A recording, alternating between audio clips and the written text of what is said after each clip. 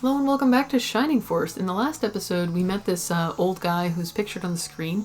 His family were the guardians of this mysterious ancient thing called the Sky Orb, but it was taken away by one of his two grandsons, and he took it to Grand's Island to power a vehicle, which appears to be some sort of flying ship. This old guy, he devoted his life to studying this thing. He wants it back, so he's having us escort him through these mysterious ancient tunnels he's learned how to open to get back to Grand's Island, so we can get back to our homeland even without a ship, and maybe find out what happened to Princess Ellis. Also, hilariously, he opened the ancient tunnel by Rochambeauing it, which is amazing. Anyway, here we are though. So we just beat a bunch of monsters who were here in this ancient hallway. This guy is saying it's lucky he met us, because obviously he couldn't have fought them all by himself. It was lucky for me that I met you. Thank you. Follow me to the ancient tunnel. But before we do that, we're going to pick up some treasure. Or, well, I guess we'll wait. Why is this door closed? That's strange. Oh well, let's go in. What? Let me try again. This one doesn't open with Rochambeau, apparently. Petro, my grandson, locked the door. Friggin' Petro. Sorry guys, we can't go to Grand's Island this way. Is he just like leaving? Anyway, we have to pick up some treasure. You may have noticed these treasure chests during the battle, and now that the battle is over, we can reap the bounty. Power water. I think that boosts attack, so that'll be nice. And there was one more. Where did it go? Here it is, behind the boss. The wooden panel. I believe this is a plot item.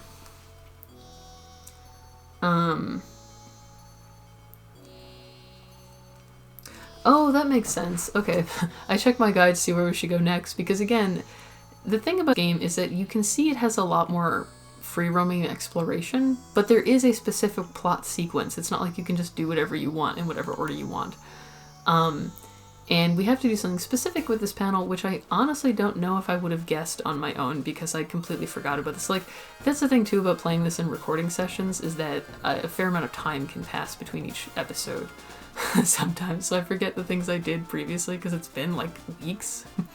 But anyway, remember how way back in Ribble, when we were first here, we found this tree with a mysterious hollow to put something into? Well, we just found an ancient wooden item. And if you look at the graphic, it does look like it's a part of a tree. You know, it has wood grain on it. So let's try putting it in. Oh my goodness. A passageway into ancient tunnels is open. And it also makes sense because that old guy we met, the guy who was Petro's grandfather, he did his own name, but we know Petro's name. But I'm assuming we'll meet him later. He said that there were ancient tunnels all around this area, but the only one he'd found that took you anywhere useful was the one to Grand's Island. And earlier, when we first visited Ribble, we had heard some of the people here tell us that there were ancient runes buried all under this area, but they didn't know how to get in. So we've now opened up the passage to get into the tunnels and stuff. I wonder if anyone else has anything new to say.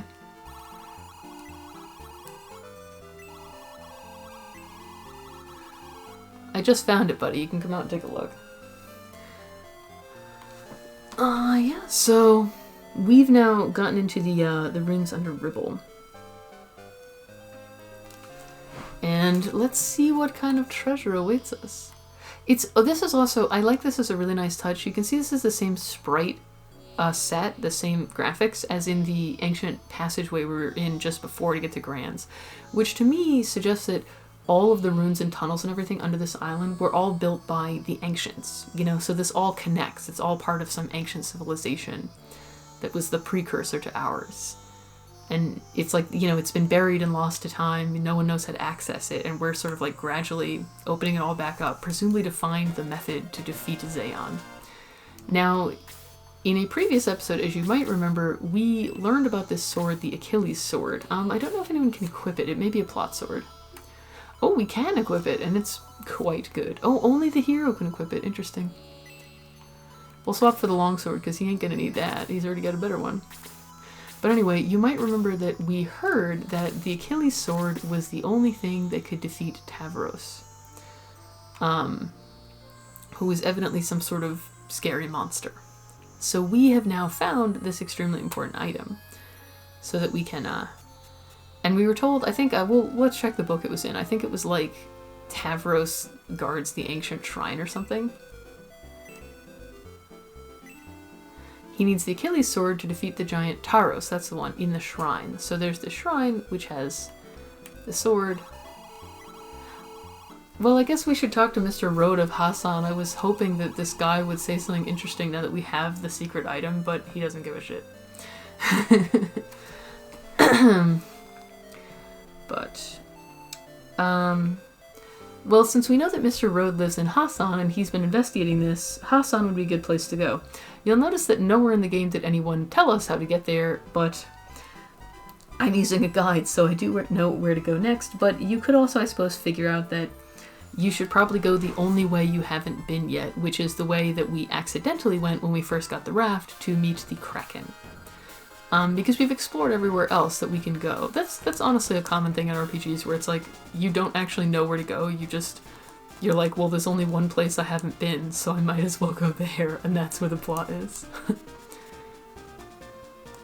That is kind of the challenge with the free roaming in this game, is that, like, it's not really true free roaming. It's not like you can go anywhere. There's not a lot of side stuff yet. Maybe there will be later, hopefully.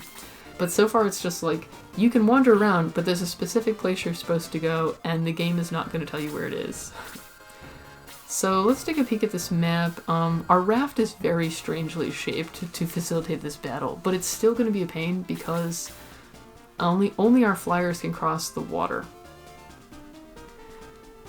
I guess I'll have him start moving this way because I assume we have to kill the Kraken's head. So we're going to have to get up there. But yeah, this battle could be tricky because a lot of our units are going to struggle to really get into the fight. Since, you know, it's in the water. I don't think there's a trick to it or anything, or if there is, it is not listed in the guide I'm using. But you can already see that, like, last time we were here, Luke attacked the Kraken's leg and did, like, 2 damage, and now he did a decent amount, so we were under-leveled at the time.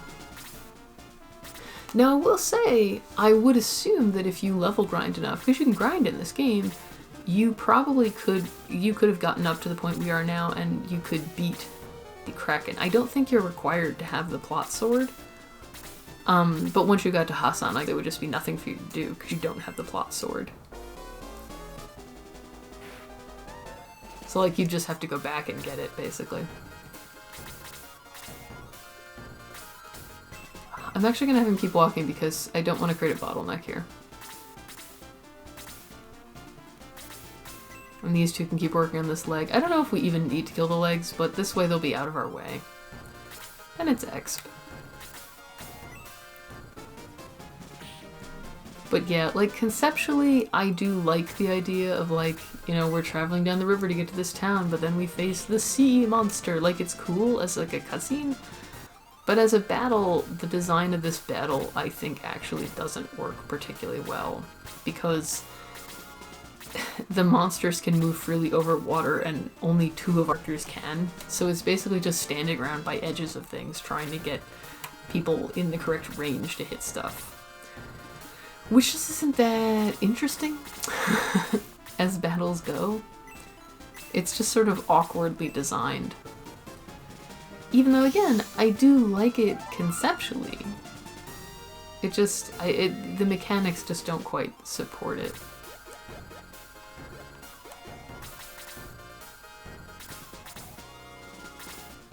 And, like, we're not even, most of the Kraken tentacles are out in the water, and I don't know if that's because, like, they only come over if you aggro them or what, but, oh nice, skill on counter, pretty good. But it's kind of like, yeah, a lot of the enemies on the map doing nothing. And that's, I assume the Kraken head will come over at some point, because otherwise it's like, there's nothing we can do. Okay. Well, I guess we'll just, ooh, damn. Oh, that was a critical. Well, that would have, like, just, there was not a lot we could do about that. Probably should restart on this, because I think we're just going to need the flyers. They're just going to be so useful. I guess I shouldn't have put them so far out. I got a little too eager there. If we could get the Kraken to come over to us, it would help. I don't even know how you do that, if you do that.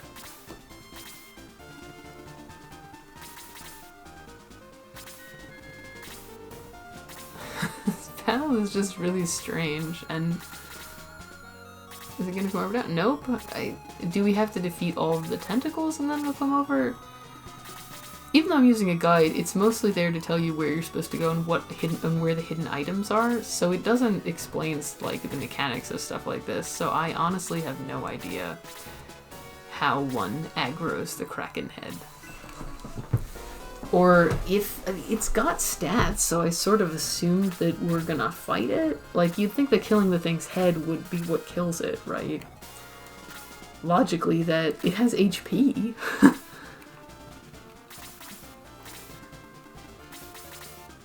But, like, it's not coming over, so we can't actually fight it. I guess we just keep attacking the legs that we actually are able to.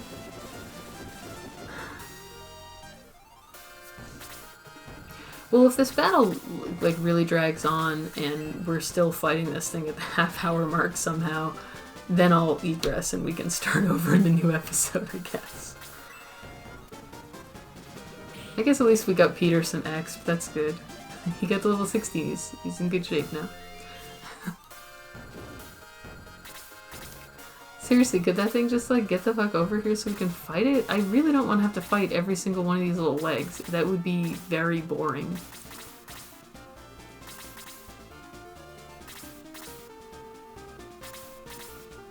Like, come, just get the fuck over here, Kraken. Let me kill you so I can go on with the game.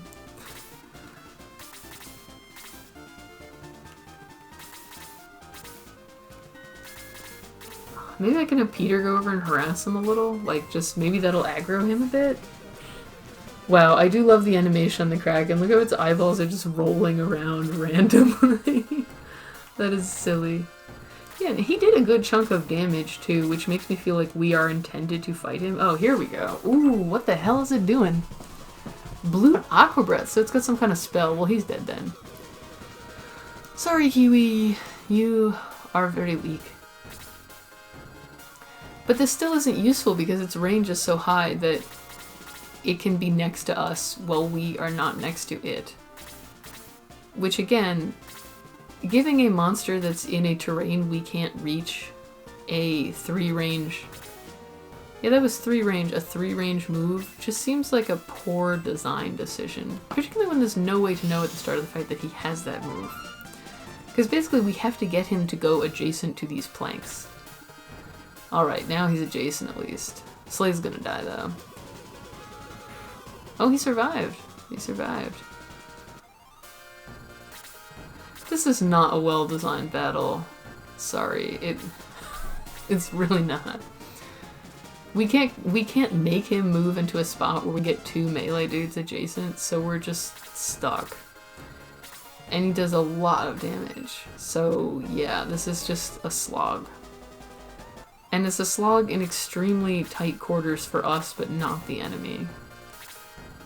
But, like, honestly not in a way that makes this particularly strategic in my opinion, because it's like we just have to have the Kraken next to us and we have to fight him. Wow, he gets a lot of turns too, he's pretty fast. Yeah, we may need to go back and egress this battle and I guess hope to get some level ups. He is not quite in position to use magic. Because of the awkward positioning of the Kraken.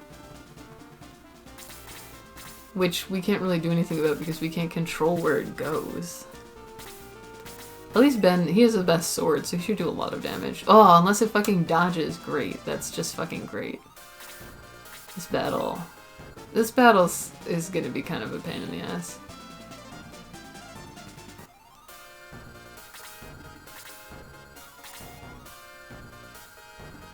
I guess I'll just have her move over here and... Did anyone actually get damaged just now? Slade was, but he, you know, did. I guess I'll have her go heal Jaha. Why not? Something to do. And that'll clear up a spot behind Ben so that we can get another attacker in there. Oh, I really wish Ben had hit with that attack. That was saddening. Oh, this is so tough because I also want Kazan to be able to hit, but we can only get 3 people attacking at once until Peter gets over here. He did so little though. This thing must have a lot of defense. It's probably not worth having him there. Although May was doing fine. Well, she was doing okay at least. Man, these things seem to be getting a lot of criticals too. I'm like... And now he moved all the way over there. His movement range is also really high, so now we have to move everybody all the way back if we want to hit him. Ugh.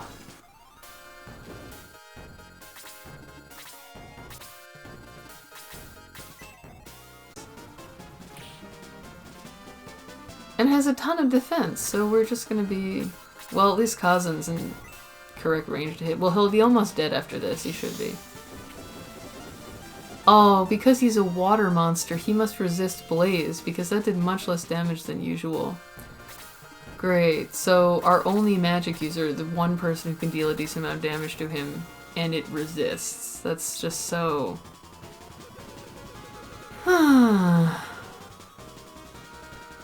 Like, I'm fine with battles being hard if they're hard in a way that makes them interesting and makes you, like, have to think of a cool strategy. This is just like, this guy goes a lot of turns in a row because he's really fast. He has a 3-range move, and you can't easily move to attack him because he can swim. Well, there's nothing he can do. Might as well attack him. Not that he can do a lot, but May or Peter will be able to finish him off, so... Oh, well, at least that's done. Again, this was a cool concept, but it just was not executed in a way that was interesting at all. That was just kind of irritating. Oh, this must be the town we're going to, I'm assuming. Okay, well, at least we reached the town. Let's res everybody. And then we can explore a bit. Where is the... There it is. Dwarf guys here. Hassan is a port town, but we've had no trading recently. It's probably because there was a Kraken right outside your town, just saying. That's an obvious problem that your town had.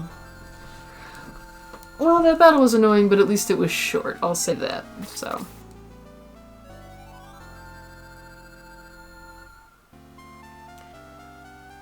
Oh, we've got 2 pieces of mithril here as well. Very nice. Okay, everybody? No, it is not. We have like so many. This poor priest. We show up towing the corpses of 5 people, and he's like, "Oh boy." He's a little concerned. Okay. So there's some pieces of mithril to find. One is in a chest outside the fence. So I think we basically have to just like, oops. There must be a way to. God damn it, I accidentally walked into a battle. I don't even know what this battle is for. Okay, I'm not looking at any of it yet. I want to explore the town. I wish it would at least, like, say, like, BT dubs, like, if there was some indication. I literally just accidentally walked a step to the left, and then it's like, now you're in a battle. And it's like, no, I want to explore the town. I'm busy.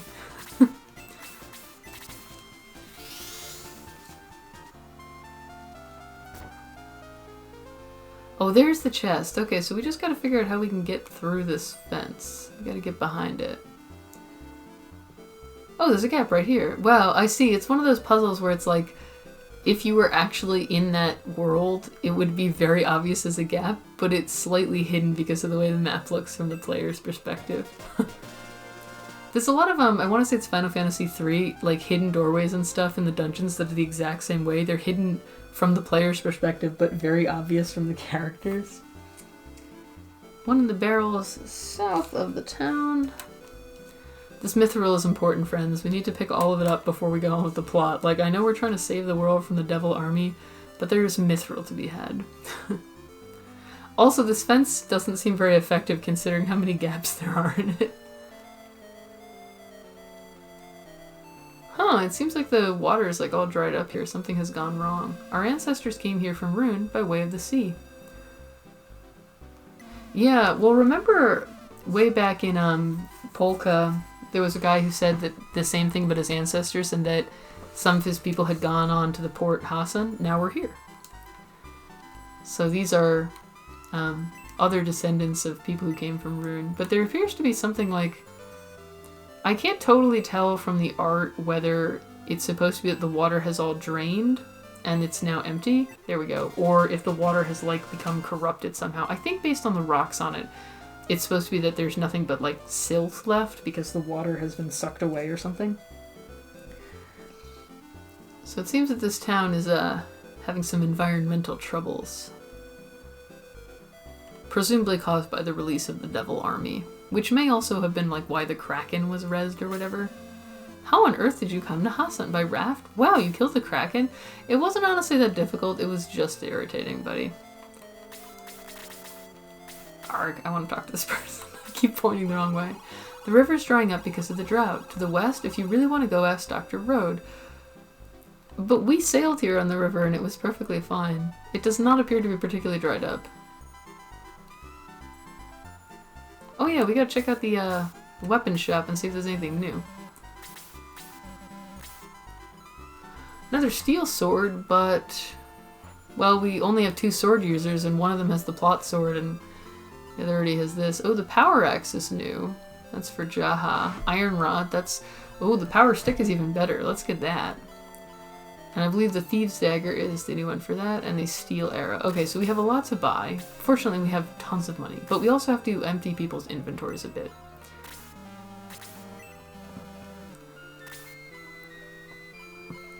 He's already got both the upgrade items. Yeah, we'll get him the power axe. Not that Sarah and Kazin really need new weapons, but I just like to have the, you know, the entire party have the most up-to-date thing. And honestly, you get so much money in this game that it's like, there's really no reason not to have everyone fully upgraded because you can easily afford it. Like, essentially the money in this game is infinite because you can grind as much as you want for more.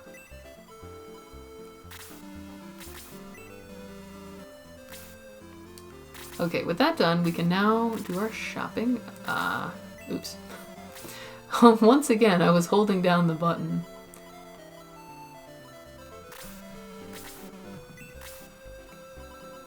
So we're gonna give Jaha this power axe. Oops. Oh, I keep holding down the button, sorry. I don't know what the iron rod is for if both of our staff users... maybe it's just in case you don't have the money for the other one? Well, she has 34 attack, Jaha has 40, so she's not like... she's obviously not like our top attacker, but she's not too... she can do a little damage if she needs to. Kazin is obviously not really for fighting. He's there to cast spells. Very good. Oops. Nope. What I want is the steel arrow for May. Excellent, that'll bring her attack up quite nicely as well. And that should be the whole darn list. Let me quickly check what... yeah, he's got the spear and the steel lance. Okay, so he's upgraded. Okay. So with that, the shopping is all done. Let's check out what this thing is, this wheel. Monument of the Landing at Parmesia. So that must be from like when people first came from Rune. That's like the monument to that. Dr. Rhode lives in the house over there. He is eccentric. He hates talking, but a historical topic might interest him. Maybe like our Achilles sword. Wow. No one has been in this pub in ages. Well, I guess because the river's dried up and no one can get here. Running pimento, I believe that boosts agility. Well, we'll probably collect a lot of these items and then, like, way at the end of the game, I'll finally decide to use them all. Jeez, everything is cobweb everywhere. Well, I guess because the ports is, like, defunct. You know, no one can stay in this town. I think this guy is Rhode. His sprite is different. He looks like a plot character. So, let's check out the other building first, just so we've done everything.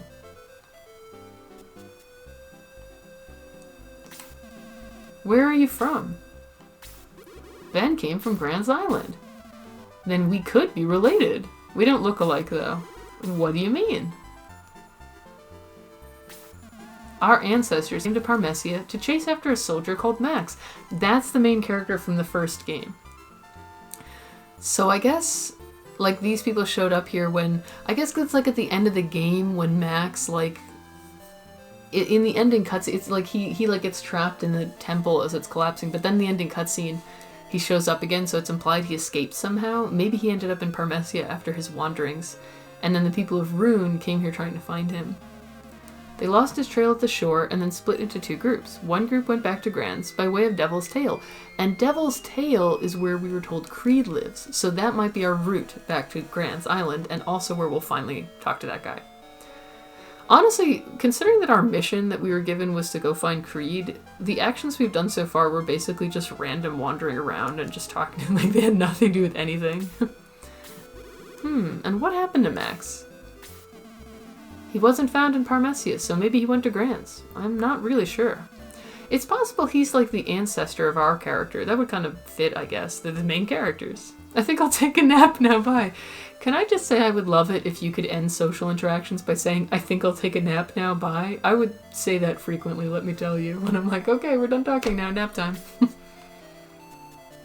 Also, I like how we got all this like backstory stuff by going to a random house that was not marked in any way, and there was no indication that it was important at all. It's like, here's a bunch of backstory that you could very easily miss. Anyway, here's Rhode.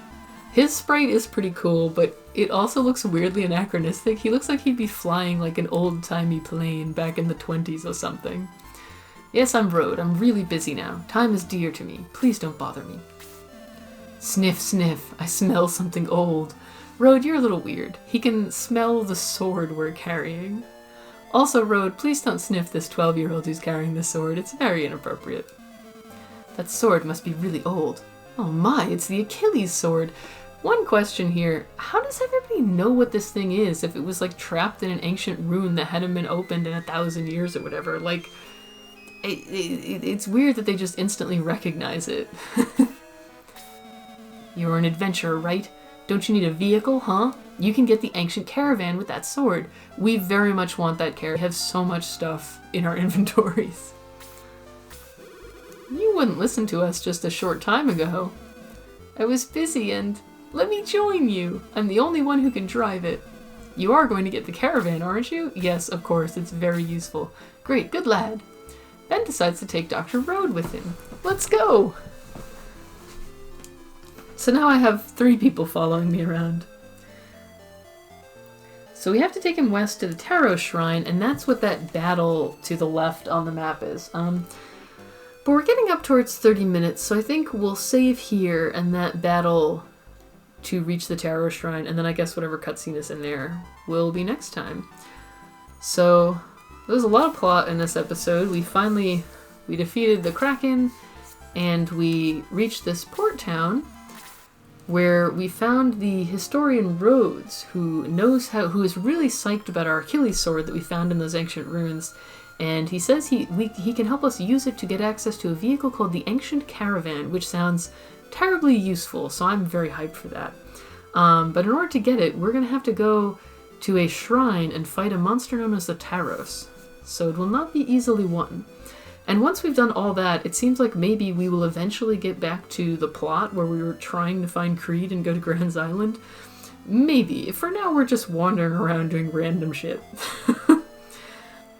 But next time, we're going to be fighting something called the Taros, which sounds like it'll be pretty badass, so look forward to that.